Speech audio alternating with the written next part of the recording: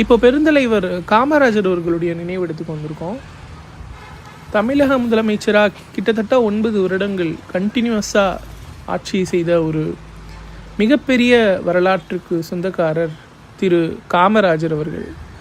விருதுநகரில் பிறந்து, அன்றைய விருதுப்பட்டியில் பிறந்து, காங்கிரஸுக்காக நாடு தழுவிய விடுதலை போராட்டத்தில் எல்லாம் பங்கு பெற்று காங்கிரஸினுடைய மாகாண தலைவராகி, காங்கிரஸ் முதலமைச்சராக, மெட்ராஸ் மாகாணத்தினுடைய முதலமைச்சராக ஆகி, அதாவது பிரிக்கப்படாத ஒன்றிணைந்த ஒரு மெட்ராஸ் மாகாணத்தினுடைய முதலமைச்சராக இருந்து, பிரிக்கப்பட்ட தமிழ்நாட்டினுடைய முதலமைச்சராக இருந்து, அகில இந்திய காங்கிரஸ் தலைவராக இருந்து, இவ்வளோ பெரிய வரலாற்றுக்கு சொந்தக்காரர். கிட்டத்தட்ட 2 பிரதம மந்திரிகளை, லால் பகதூர் சாஸ்திரி மற்றும் இந்திரா காந்தி போன்ற